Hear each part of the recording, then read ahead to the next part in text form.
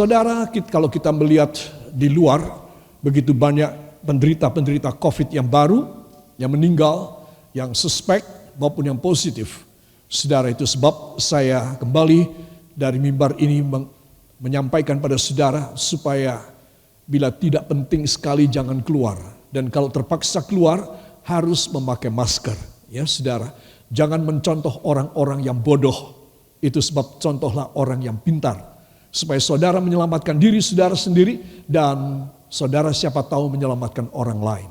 Ya, itu adalah kewajiban saya mengingatkan seluruh jemaat. Para kekasih, itu sebab keadaan ini saudara mesti tahu bahwa kita membutuhkan Yehova Rofeka. Katakan, saya membutuhkan Yehova Rofeka. Saudara, Yehova Rofeka adalah berarti Tuhan yang menyembuhkanmu. Tuhan yang menyembuhkanmu, saudara.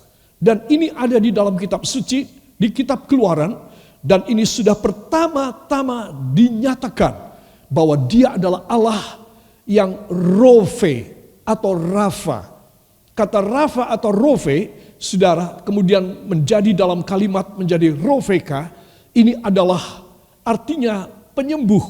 Tetapi dia bukan tabib.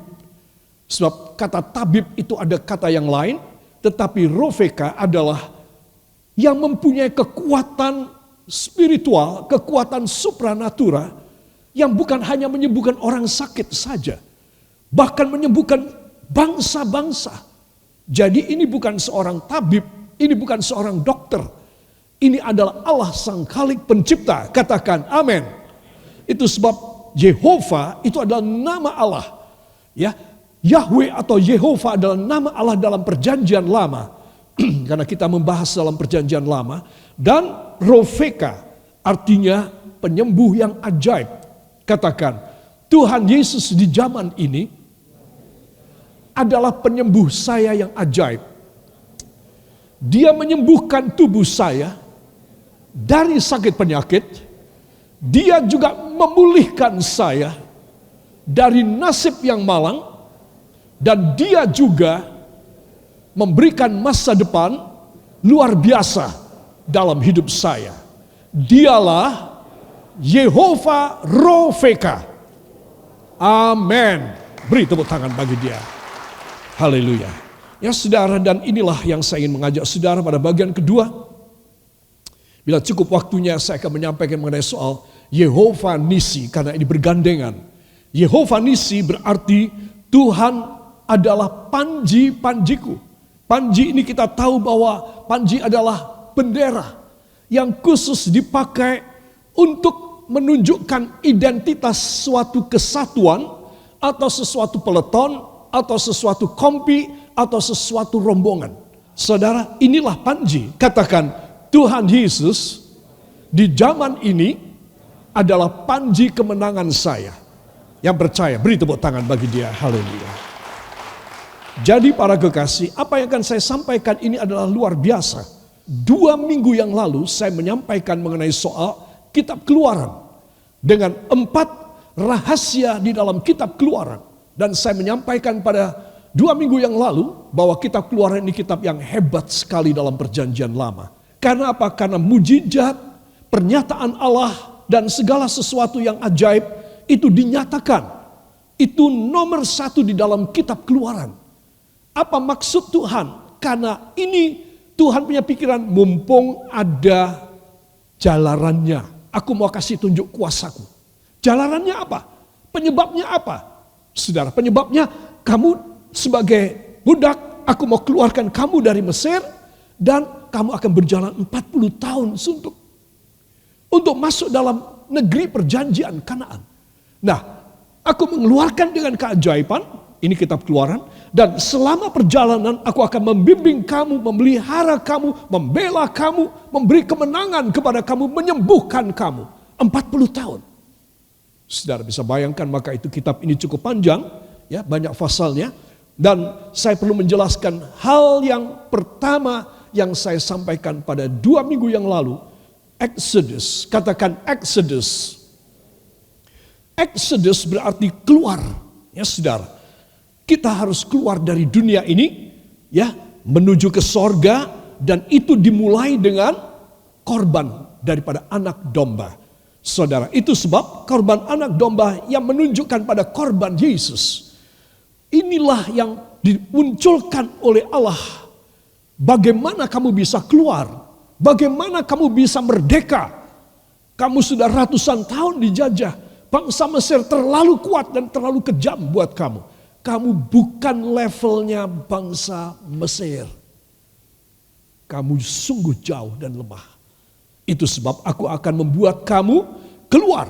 Nomor 1, kamu harus menyembelih anak domba umur 1 tahun. Dan darahnya harus kamu oleskan pada kusen daripada pintu-pintu di rumahmu. Kusennya saja. Kamu harus lumurkan, kamu harus mengecat itu kusenmu. Pada malam itu, tengah malam, kamu harus makan daging daripada domba yang kamu sembelih menjadi gulai. Tetapi gulai ini tidak boleh punya rasa. Gulai ini harus gulai yang pahit. Saudara, kalau makan makanan gulai yang pahit bagaimana? Ya, tidak pakai santan, tidak pakai gula, tidak pakai garam. Harus pahit. Harus itu saja. Dan setelah kamu makan dengan pakaian yang komplit, dan kamu harus mengemas semua barang-barang kamu, maka setelah kamu makan, aku perintahkan kamu keluar dari Ramses, ibu kota Mesir, menuju memulai perjalanan yang panjang sekali. Saudara, katakan semua dimulai dari Tuhan Yesus Kristus, Sang Anak Domba Allah. Ya, saudara, ini harus diingat. Kalau saudara ingin terlepas, saudara ingin merdeka, saudara ingin mendapatkan keberhasilan, saudara akan selalu mendapat kejayaan dan tidak bisa saudara dikejar untuk saudara ditaklukkan lagi sekali menjadi budak, maka saudara hanya membutuhkan satu-satunya yang saudara bisa terima, yaitu darah Yesus. Amin. Apa saudara? Darah Yesus. Cuma darah Yesus. Kalau saudara mengerti rahasia ini, usaha saudara mencari uang, usaha saudara untuk apapun, anak-anak muda yang belajar dan kuliah, ataupun saudara sudah tua masih ingin sesuatu yang lebih tinggi lagi, boleh saja. Asal engkau memulainya bersama, memulai dan bersama dengan darah Yesus. Amin. Tidak boleh lupa. Saya mau tanya, sampai kapan? Sampai mati. Sampai kita orang mati, tidak boleh lupa darah Yesus. Beri kemuliaan bagi Dia. Haleluya. Para kekasih, nah, dalam Wahyu pasal 12 ayat 10 dan 11, ini mirip dengan Keluaran 12. Ya, saudara, yaitu tubuh darah Yesus melepaskan. Saudara, di dalam Wahyu pasal yang ke-12 ayat yang ke-10, kita dilepaskan. Sekarang telah tiba keselamatan. Katakan keselamatan. Kekuatan. Kerajaan. Dan kuasa. Saudara bisa bayangkan ini? Wah, ini semua dari atas ini. Tidak ada kita mendapat dan kita mencoba membikin. Kita mendevelop, kita punya kehebatan menjadi keselamatan, menjadi kekuatan, menjadi kerajaan, menjadi kuasa. Gak mampu, tidak ada satu manusia yang bisa memproduksi dan menghasilkan 4 unsur ilahi ini. Katakan 4 unsur ilahi, karena darah Yesus akan menguasai hidup saya dan menjayakan saya. Amin. Saudara, dan dalam naskah Alkitab bahasa Inggris katakan salvation, strength, kingdom, and power. Ya, saudara. Dan inilah Exodus dari Mara. Katakan Exodus dari Mara. Saudara, kita tahu Mara adalah tempat di mana mereka mau minum karena kehausan 3 hari. Tidak ada air habis. Ya, saudara, saudara bisa bayangkan air itu bukan hanya habis karena diminum oleh orang-orang Israel, yang membawa perbekalan air minumnya. Tetapi saudara mesti tahu, air di dalam penyimpanan, tempat-tempat penyimpanan mereka itu menguap. Karena apa? Karena panas terik, saudara. Sehingga kalau itu satu botol isinya 1 liter, maka kalau mereka sudah berjalan 2 jam, hanya bisa tinggal 900 cc. Karena akan menguap. Karena terlalu panas. Jadi tidak heran. Mereka berjalan, tetapi sebenarnya kalau orang berjalan kaki 3 hari tidak minum, itu sudah mujizat. Mujizat apa tidak? Mujizat.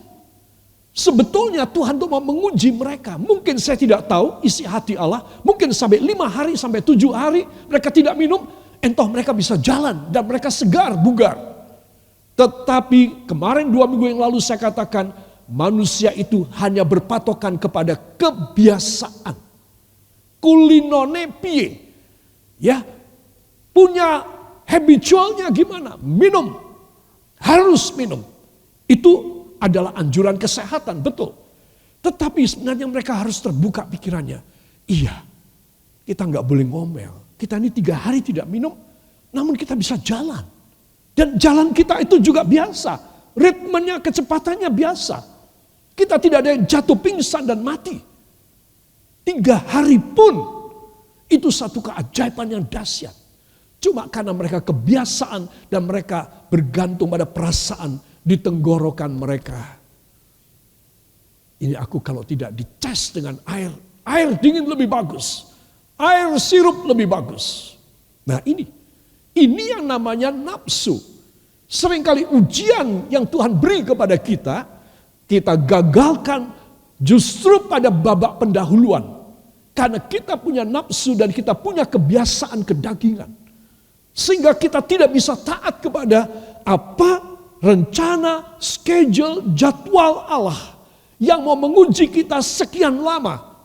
Karena semakin kita diuji, semakin kita timbul seperti perak. Wah, nggak terima ya. Seperti emas. Bagus sekali. Ya, jadi saudara mesti tahu. Jadi 3 hari mereka diuji, itu sudah dahsyat. Saya tidak tahu berapa hari Tuhan mau menguji. Sampailah mereka dimarah. Saya perlu menjelaskan ini sekali lagi. Supaya saudara tahu kenapa.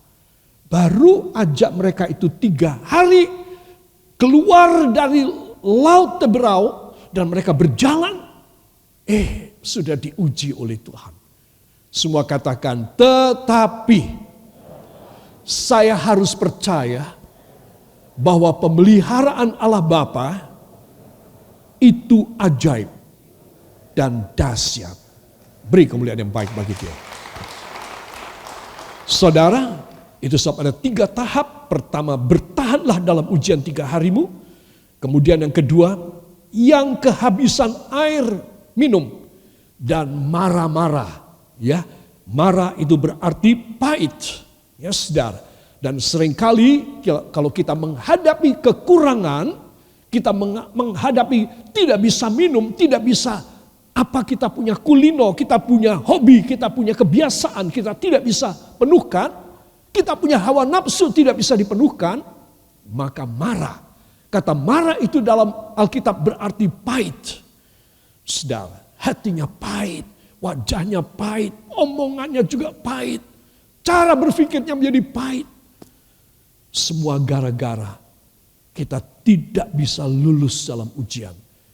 Jadi justru kalau saya dan saudara, kita sudah tahu bahwa kita sedang dalam masa di mana aneh ya, aku tidak bikin apa-apa, aku kok mengalami ini. Engkau sedang diuji. Orang yang diuji ini orang yang dipilih. Itu sebab semua katakan mulai saat ini, bila saya diuji, saya harus menanggalkan semua kulino saya, semua kebiasaan dan nafsu saya, supaya saya lulus dalam ujian ilahi dan kemuliaan Allah Bapa luar biasa dalam hidup saya. Amin. Haleluya. Tahap yang ketiga, saudara, bila kita bisa taat. Keluarlah perjanjian Tuhan. Nah, ini yang saya akan sampaikan. Jehovah Rofeka. Ini perjanjian Allah yang dahsyat. Apalagi kita di tengah-tengah pandemi ini. Saudara bisa bayangkan, apakah saudara punya imunitas itu hebat dan dahsyat? Anak-anak muda seringkali punya salah persepsi. Aku masih muda. Dan juga ilmu pengetahuan kedokteran dan ilmu kesehatan menyatakan bahwa anak muda itu mempunyai imunitas yang lebih tinggi. Dan masih bisa memproduksi imunitas maupun sel-sel darah putih yang bisa memberikan satu resistensi terhadap virus COVID-19. Tetapi ternyata apa? Ternyata tidak. Teori dan praktek beda. Anak-anak muda pada mati karena COVID. Anak-anak kecil juga. Bukan cuma orang tua. Jadi saudara mesti tahu. Tidak ada pertolongan yang lain. Tidak ada antivirus yang lain.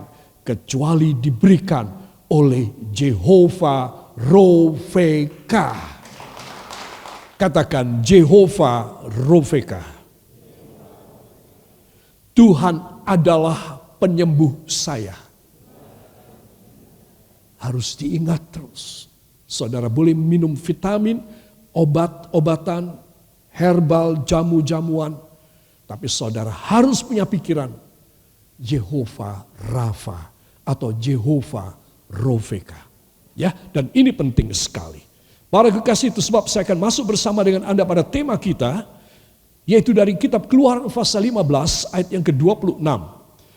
Yaitu Jehovah Rofeka. Kita akan buka lebih dahulu Alkitab kita dan kita akan membacanya. 1, 2, firman-Nya, jika kamu sungguh-sungguh mendengarkan suara Tuhan Allahmu dan melakukan apa yang benar di matanya dan memasang telingamu kepada perintah-perintahnya dan tetap mengikuti segala ketetapannya, maka aku tidak akan menimpakan kepadamu penyakit manapun yang telah kutimpakan kepada orang Mesir, sebab aku Tuhanlah yang menyembuhkan engkau. Amin. Sebab apa saudara? Tuhanlah yang menyembuhkan kita. Jadi aku tidak akan menimpakan penyakit apapun yang seperti ada di negeri Mesir. Terakhir kalinya ada 10 bencana atau musibah atau bala yang Tuhan curahkan pada bangsa Mesir. Aku tidak akan. Dan penyakit-penyakit sebelum 10 bala tersebut yang membawa kamu bisa keluar, penyakit apapun sebelumnya, aku tidak akan timpakan kepada kamu. Karena apa? Aku adalah penyembuhmu. Itu sebab Anda dan saya harus tahu. Kita mempunyai Allah yang dahsyat, yang menyembuhkan kita. Apa saja? Nanti saya akan jelaskan. Kata Rofeka ini adalah penyembuh, tetapi bukan cuma sakit. Termasuk bangsa-bangsa. Itu dia adalah Jehovah Rofeka yang menyembuhkan bangsa-bangsa. Tanah yang gersang, tidak subur, air yang pahit disembuhkan. Rofeka. Saudara. Jadi bukan cuma orang dengan penyakitnya karena virus, bakteri, dan baksel, dan kejiwaan atau lingkungan hidup. Orang sakit harus disembuhkan. Itu sepele sekali buat Tuhan. Katakan, itu sepele sekali buat Tuhan. Bahkan dia berkuasa menyembuhkan alam semesta. Beri tepuk tangan bagi dia. Haleluya. Saudara, Tuhan adalah penyembuhmu. Saudara, saya tuliskan Rafa atau Rofe, ini adalah penyembuh bangsa, penyembuh tanah, penyembuh pribadi. Penyembuh apa yang saudara rasa yang membuat saudara kepingin menangis, kepingin nekat, kepingin gila-gilaan. Engkau sedang sakit. Engkau membutuhkan Jehovah Rofeka.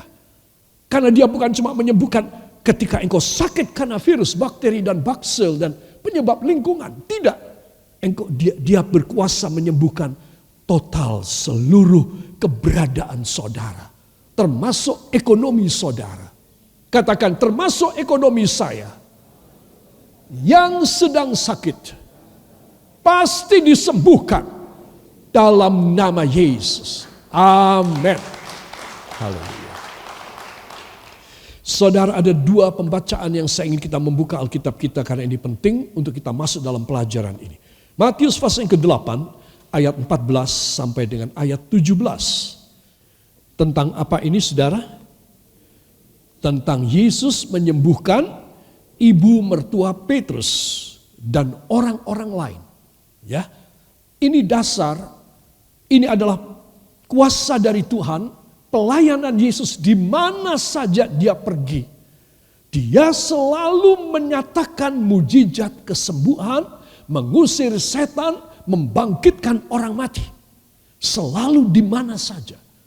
Jadi kita harus tahu dan paham. Jehovah Rofeka perjanjian lama tetap ada karena kita mempunyai Yesus Kristus. Amin. Mari kita akan baca ayat yang agak panjang ini. Ayat 14 sampai dengan 17. 1, 2. Setibanya di rumah Petrus, Yesus pun melihat ibu mertua Petrus terbaring karena sakit demam. Maka dipegangnya tangan perempuan itu. Lalu lenyaplah demamnya. Ia pun bangunlah dan melayani dia.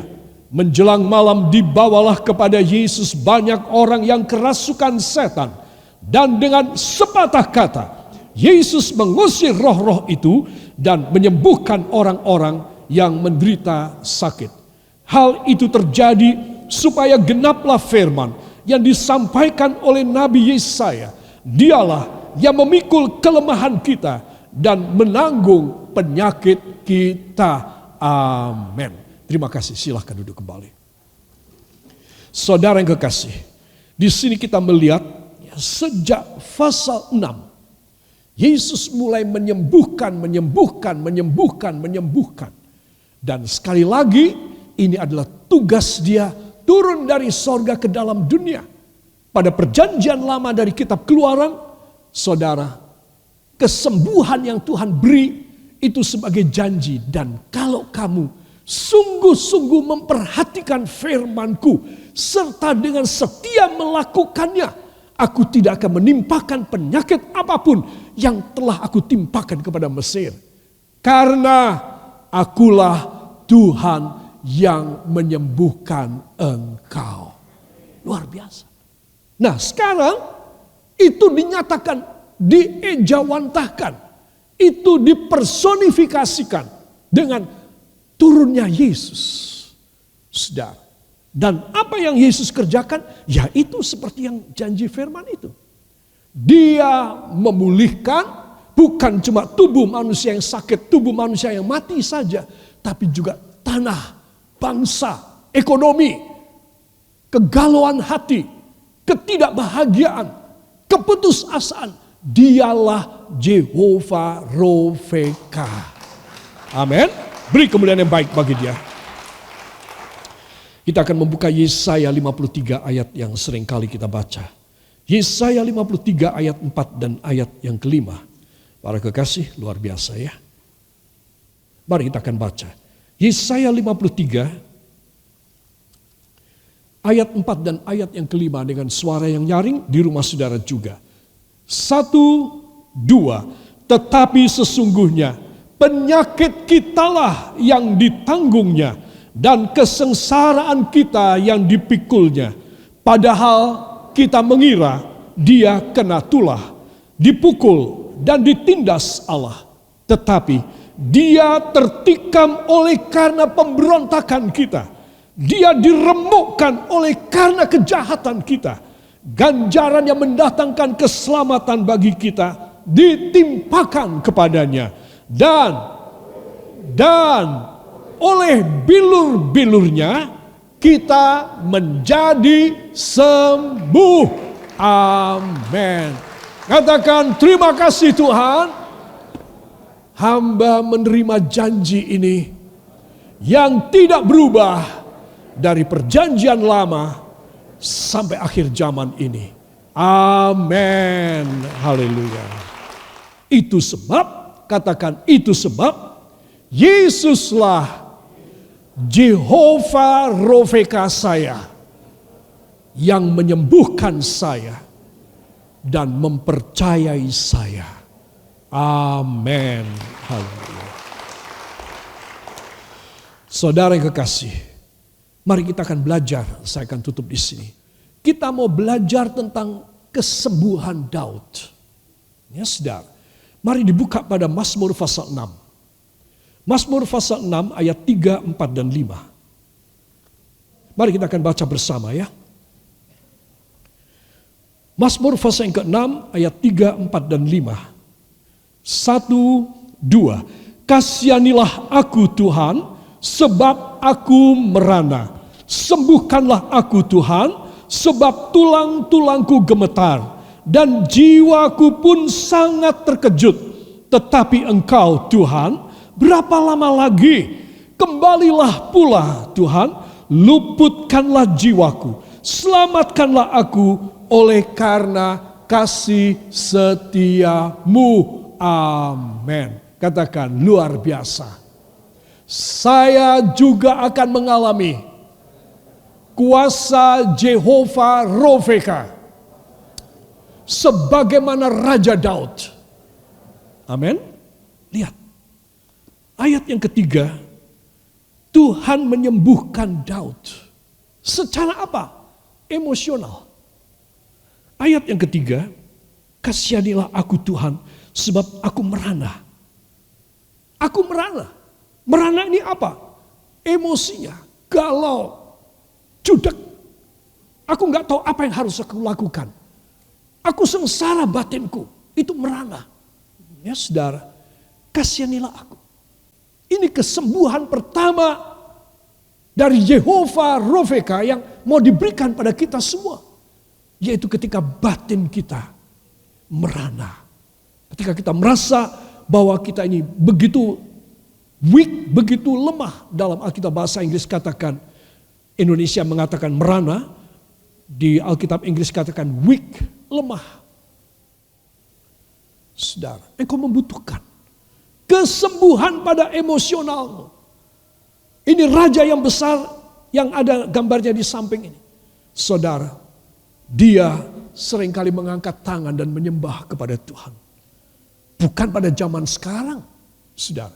Pada zaman dahulu kala, dia sudah minta kesembuhan dari Tuhan. Dia seringkali setiap hari dia memainkan kecapinya yang sama seperti dia mainkan di padang rumput ketika dia menjaga kawanan kambing dan dombanya sebagai gembala, pekerjaan paling hina. Dia masih saben hari menyanyi, memuji Tuhan. Saben hari masih mengangkat tangan, menyembah. Dia minta disembuhkan emosionalnya. Bila saudara seorang yang emosional, saudara seorang yang tidak ada perhentian dalam batin saudara, saudara merasa kemerungsung terus, merana, engkau merasa begitu lemah. You are so weak in your heart and your mind and everything. You just don't want to do something. You just break down. You need the healing power of the Jehovah Rofeka in your life. Anda membutuhkan. Siapa yang percaya bahwa kalau dia sakit dia akan disembuhkan? Angkat tangannya. Angkat tangannya. Apakah saudara ragu? Bimbang? Khawatir? Deg-degan? Tidak. Saudara harus yakin. Katakan, saya harus yakin. Janji ini terjadi. Ini bukan merah di bibir Allah. Ini terjadi. Ini fakta. Bila saya sakit, saya disembuhkan dalam nama Yesus. Apapun penyakit saya, baik pada tubuh saya, ekonomi saya, kebahagiaan saya, masa depan saya, hari tua saya, situasi hidup saya, semuanya disembuhkan, dipulihkan dalam nama Yesus. Amin. Haleluya.